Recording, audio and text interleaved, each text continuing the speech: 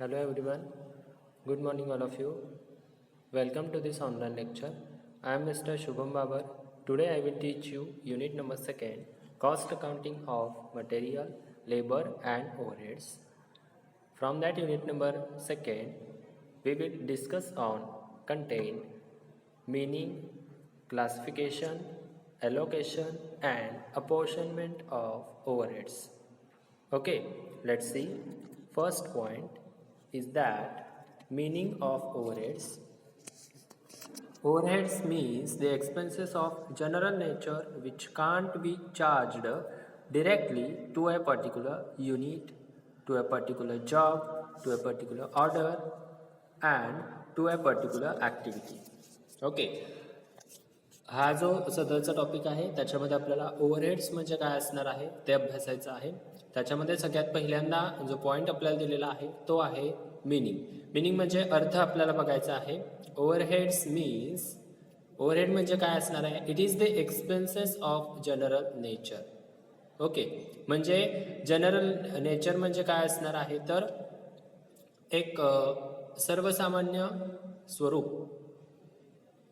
Okay, सर्वसामान्य स्वरूपाचा खर्च असणार आहे which can't be charged directly, जो की सर्वसामान्य स्वरूपाचा खर्च डायरेक्टली आकारला जात नाही. ओके, कशावर आकारला जात नाही डायरेक्टली? मग डायरेक्टली युनिटवरती आकारला जात नाही, डायरेक्टली जॉबवरती आकारला जात नाही, डायरेक्टली ऑर्डरवरती आकारला जात नाही, डायरेक्टली ॲक्टिव्हिटीवरती आकारला जात नाही. अशा प्रकारचा जो सर्वसामान्य स्वरूपाचा खर्च असणार आहे त्याला आपण काय म्हणत असतो? ओव्हरहेड्स असं म्हणत असतो.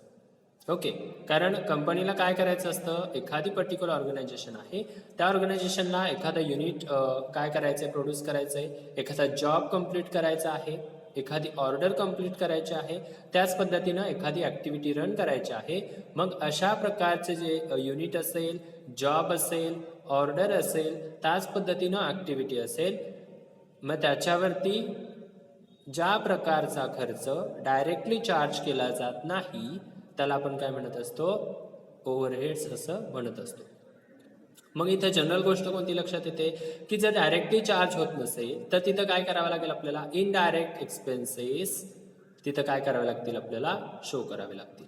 मग ज्याच्या खाली आपण काय करत असतो? इनडायरेक्ट एक्सपेन्सेस शो करत असतो त्याला काय म्हटलं जातं? ओव्हरहेड्स असं म्हटलं जातं. It is the sum of indirect material, indirect wages and indirect expenses. मग ही कशाची बेरीज असणार आहे? ओव्हरहेड्स म्हणजे की इनडायरेक्ट मटेरियल म्हणजे अप्रत्यक्ष साधन सामग्री, अप्रत्यक्ष मजुरी आणि अप्रत्यक्ष खर्च या तिन्हीचं जे कॉम्बिनेशन असणार आहे त्याला आपण काय म्हणत असतो? That's called overheads. Okay, prime cost काढण्यासाठी आपण 3 गोष्टी वापरत असतो. Okay, prime cost is the summation of direct material, direct wages and direct expenses. तिथं आपण डायरेक्ट एक्सपेन्सेस किंवा डायरेक्ट वेजेस किंवा डायरेक्ट मटेरियल कन्सिडर करतोय, पण in that particular overheads we will consider that indirect material, indirect wages and indirect expenses. So, it is the sum of indirect material, wages and expenses. There are certain expenses which cannot be directly charged to a particular unit either because the amount is small or distribution of amount is not possible. मग अशा प्रकारचे directly charge का केले जात नाहीत? Okay, बघा, there are certain expenses. मग अशा प्रकारचे निश्चित खर्च असणार आहेत which cannot be directly charged, जे डायरेक्टली चार्ज केले जात नाही. मग काय कारण असू शकतं याचं? Because the amount is small. जी रक्कम आलेली आहे ती कशी आहे? लहान आहे किंवा किरकोळ आहे, म्हणून ती डायरेक्टली चार्ज केली जात नाही, किंवा distribution of that particular amount is not possible. Okay, त्या पर्टिक्युलर अमाऊंटचं डिस्ट्रीब्युशन करणं हे पॉसिबल नाहीये. डिस्ट्रीब्युशन करणं, विभागणी करणं, वर्गीकरण करणं हे शक्य नाहीये, म्हणून काय केलं जात नाही की डायरेक्टली चार्ज केलं जात नाही. जे सर्टन एक्सपेन्सेस आहेत, जे निश्चित खर्च आहेत, ते डायरेक्टली चार्ज केले जात नाहीत कारण त्याची अमाऊंट कमी आहे किंवा distribution of that particular amount is not possible. त्या पर्टिक्युलर अमाऊंटचं विभाजन करणं हे शक्य नाही, कारण ती लहान आहे किंवा किरकोळ स्वरूपाचे. Okay. After that, second important point is that classification or types of overheads. Okay, so that are the main basic two types or two classifications. That is, one of that is on the basis of function, and second one is on the basis of behavior. Both the particular points consist sub-points in that particular first point, which is on the basis of function. First point is that factory overheads. What is meant by factory overheads? These are the expenses which are incurred in the factory, such as factory rent, factory power, fuel, supervisor salary, repairs of factory asset, depreciation on factory asset. म्हणजे अशा प्रकारचे खर्च जे फॅक्टरीशी related आहेत. Okay, अशा प्रकारचे खर्च जे फॅक्टरीशी रिलेटेड आहेत ते आपण कुठं दाखवतो, पण ते कसे असले पाहिजेत? इनडायरेक्ट असले पाहिजेत. मग these are the indirect expenses which are incurred in the factory, such as, मग वेगवेगळ्या प्रकारचे खर्च दिलेले आहेत. मग अशा प्रकारचे इनडायरेक्ट एक्सपेन्सेस जे की फॅक्टरीशी रिलेटेड आहेत ते आपण कुठं दाखवतो? Under the factory overheads. Factory overheads is also called as works overhead. Okay. Then after that second point is office overhead. Office overhead is also called as administrative overhead. Okay. It includes all the expenses incurred for administration of business. कोणत्याही बिझनेसचं आपल्याला काय करायचं आहे? प्रशासन करायचं आहे, administration करायचं आहे. मग ॲडमिनिस्ट्रेशनशी रिलेटेड असणारे जे सगळे खर्च असणार आहेत ते आपण कुठे दाखवतोय? It is shown under the office overheads or it is shown under the administrative overheads. Okay, is that clear? So second point is that office overheads or administrative overheads, which expenses in that particular point, which expenses, which indirect expenses are related to office or related to administration of that particular business, it is shown under the office overheads or administrative overheads, like office rent, office salary, printing and stationery, telephone charges, as well as depreciation on office assets. So that are the examples of office overheads. Okay, indirect expenses which related to office overhead or which related to administrative overheads. So that is the second point. After that, after completion of first point, second point, we will must be discuss on third point is that selling overheads. It includes all such expenses which are incurred for effecting the sales. Okay, म्हणजे अशा प्रकारचे खर्च जे सेलिंगशी related आहेत, अशा प्रकारचे अप्रत्यक्ष खर्च जे सेलिंगशी रिलेटेड असणार आहेत, ते सर्व खर्च all that particular expenses are shown under the sales oblique distribution overhead. It is shown under the sales or distribution overheads. Examples are salesman salary, salesman commission, delivery van expenses, repairs, etc., as well as depreciation on delivery van and advertisement. So that are the examples of expenses which expenses are related to selling overhead or distribution overhead. Okay, that particular expenses which are given in that particular point, that particular expenses are related to selling overheads or distribution overhead. So that particular points are shown under the selling overheads. Okay. So it is the three main sub points of on the basis of function. Classification of overheads on the basis of function consist factory overheads, office overheads as well as selling overheads. Okay, is that clear?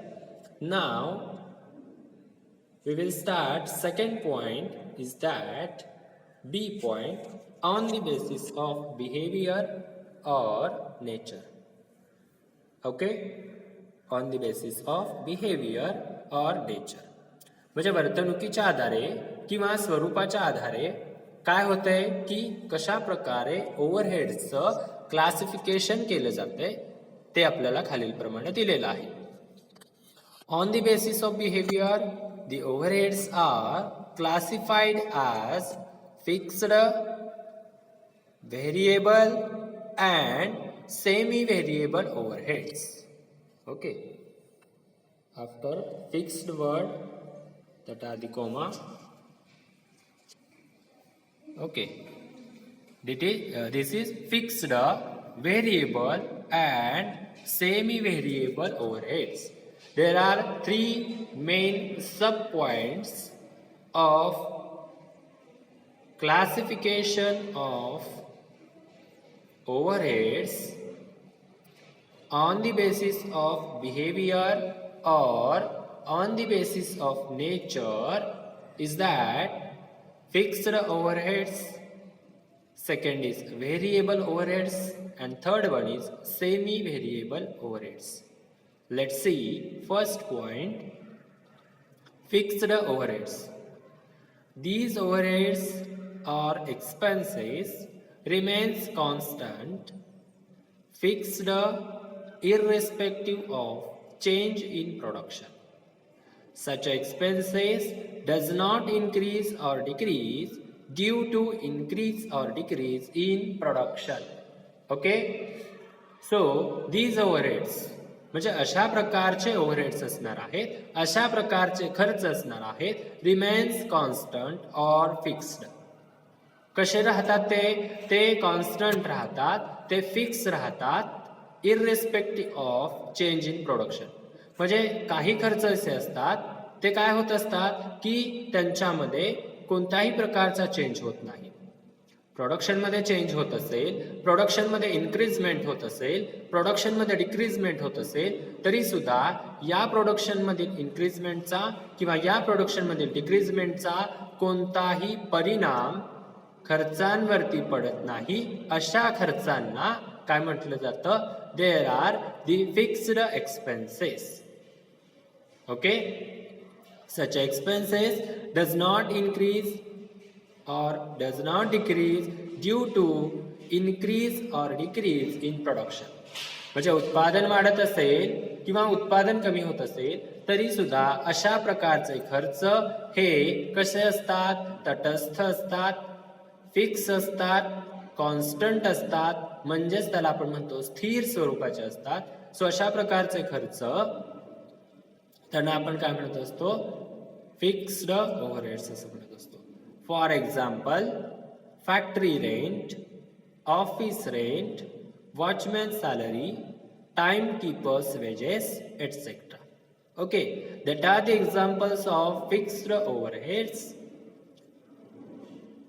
In that particular fixed overheads, there are no change in that particular expenses which are fixed, which are constant, because that particular expense is not to be changed. Okay, so म्हणजे अशा प्रकारचे खर्च असणार आहेत ज्यांच्यामध्ये कोणत्याही प्रकारचं change होत नाही. का चेंज होत नाही, तर ते खर्च हे फिक्स्ड असतात, कॉन्स्टंट असतात, स्थिर स्वरूपाचे असतात, त्यामुळे त्यांच्यामध्ये कोणताही चेंज होत नाही. मग फॉर एक्झाम्पल आपल्याला दिलेलं आहे फॅक्टरी रेंट. आता एखादा बिझनेस चालू केलेला आहे, एखादी जी फॅक्टरी आहे ती रेंटवरती घेतलेली आहे. रेंटवरती घेऊन आपण काय करतोय, प्रोडक्शन प्रोसेस रन करतोय. मग आता आपल्याला काय करायचंय, त्या फॅक्टरीचं रेंट द्यायचं आहे. मग प्रोडक्शन झालेलं असेल किंवा झालेलं नसेल तरी सुद्धा ते रेंट आपल्याला द्यावं लागेल. ऑफिस रेंट असेल, ऑफिस आपलं चालू असेल किंवा चालू नसेल तरी सुद्धा ऑफिस रिलेटेड रेंट पेएबल असणार आहे. वॉचमॅन सॅलरी, आपण वॉचमॅन हायर केलेला आहे, मग वॉचमॅनची सॅलरी ही द्यावीच लागेल. टाइम कीपर्स वेजेस म्हणजे त्यांची सुद्धा जी वेज रेट असणार आहे ती आपल्याला काय करावी लागेल, द्यावीच लागेल. म्हणजेच याचा अर्थ काय असणार आहे, in that particular fixed overheads there are some points are given in that particular point. Okay, so factory rent, office rent, watchman salary as well as timekeepers wages. That particular expenses are the best examples of constant overhead or fixed overheads. Okay, now let's see second point, variable overheads. Variable overhead म्हणजे काय, बदलत्या स्वरूपाची. These expenses changes or varies according to change in production and increase in production, increase in expenses and a decrease in production, decrease in expenses. Okay, decrease the expenses. The expenses increase or decrease as per the change in the production in the same proportion. For example, material cost, labor cost, fuel, power, packing expenses, etc. So, variable cost म्हणजे काय, तो बदलता खर्च. मग अशा प्रकारचे जे बदलते खर्च असणार आहेत ते आपण कुठे घेणार आहे, it is shown under the variable overheads. Okay, that particular cost or that particular expenses which are changeable in nature, that particular expenses or cost shown under the variable overheads. Okay, these expenses changes, varies according to change in production and increase in production, increase in expenses and in decrease in production, decrease the expenses. The expenses increase or decrease as per change in the production in same proportion. म्हणजे जर production वाढत असेल तर खर्च वाढणार आहे, production कमी होत असेल तर त्याच प्रमाणात खर्च कमी होणार आहे. दिलेलं काय, व्हेरिएबल कॉस्ट मध्ये आपल्याला व्हेरिएबल ओव्हरहेड मध्ये काय दिलंय, तर लक्षात ठेवण्यासारखी गोष्ट आहे, production in same proportion, change in the production in the same proportion. म्हणजे एकसारख्या प्रमाणामध्ये वाढ होतीये किंवा एकसारख्या प्रमाणात घट होते. म्हणजेच आता काय की बाबा इन्क्रीज होत आहे, प्रोडक्शन मध्ये इन्क्रीज होत आहे, तर काय होणार आहे, कॉस्ट मध्ये सुद्धा इन्क्रीज होणार आहे. प्रोडक्शन डिक्रीज होत आहे तर कॉस्ट मध्ये सुद्धा काय होणार आहे, घट होणार आहे.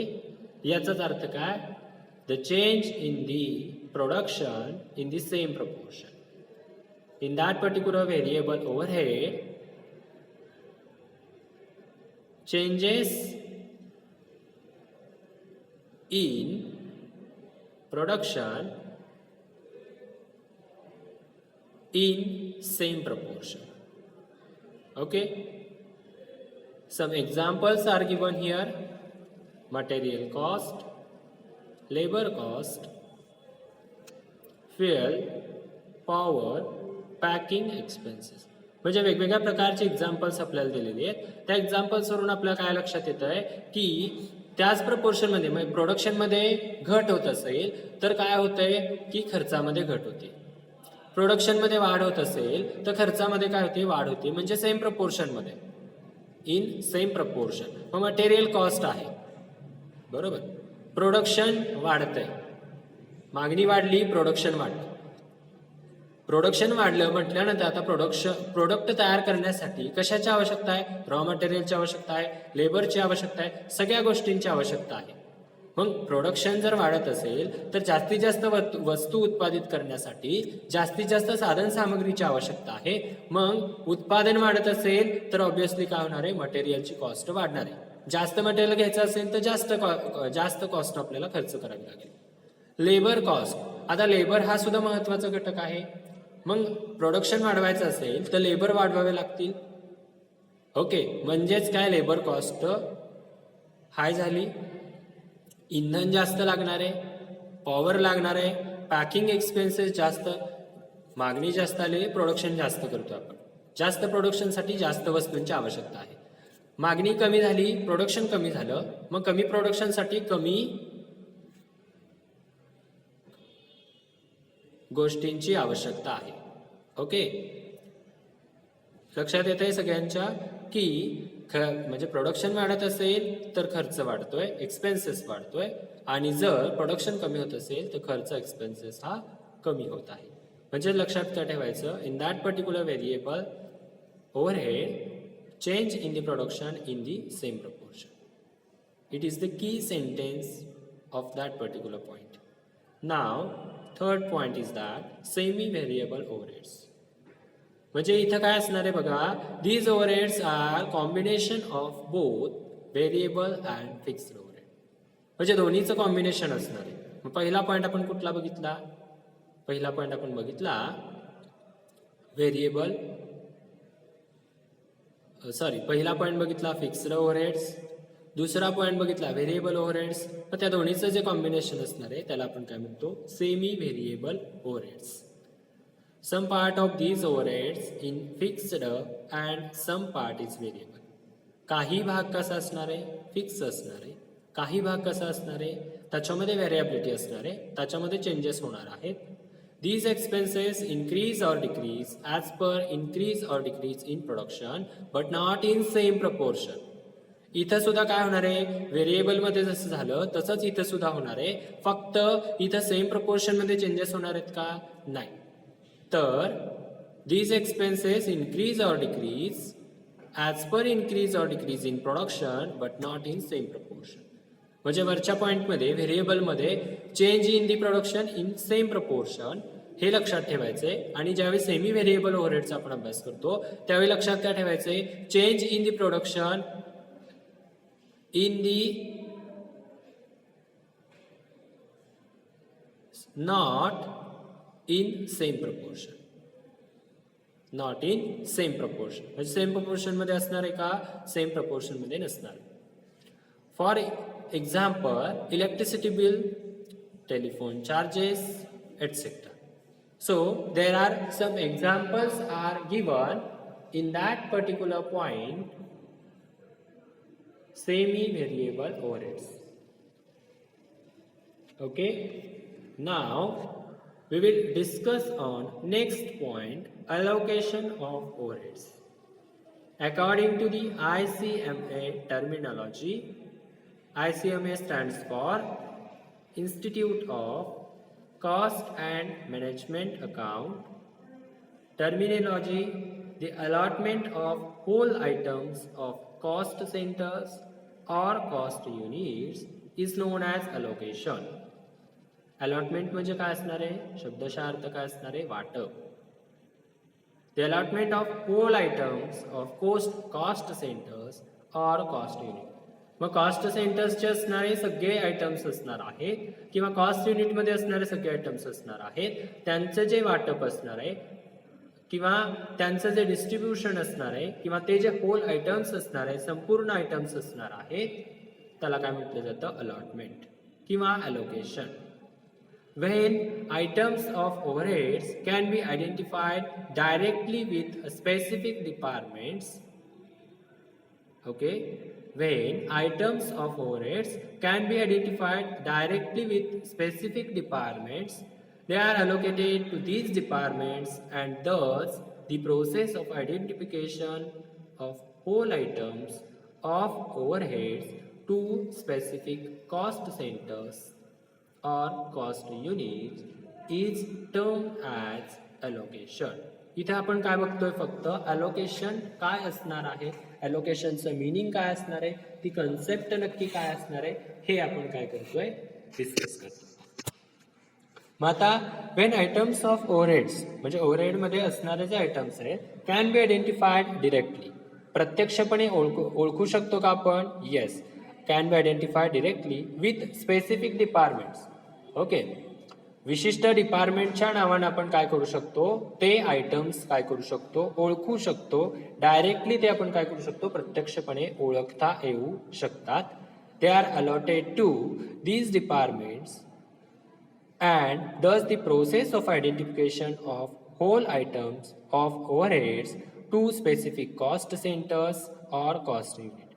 म्हणजे कॉस्ट सेंटर्स मध्ये असणारे सगळे आयटम्स, कॉस्ट युनिट्स मध्ये असणारे सगळे आयटम्स यांचं जे आयडेंटिफिकेशन असणार आहे, ओके, यांचं जे डायरेक्ट आयडेंटिफिकेशन असणार आहे त्याला आपण काय म्हणत असतो, it is called as allocation.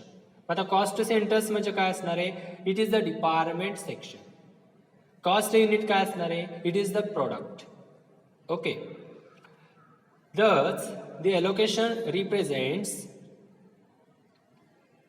charging of an expenses wholly and without division to particular cost center or cost unit. Okay, allocation काय रिप्रेझेंट करते, charges. Charging of an expenses म्हणजे पूर्णपणे चार्ज केले जाणारे एक्सपेन्सेस, त्याच पद्धतीनं and without division to particular cost centre or particular cost unit.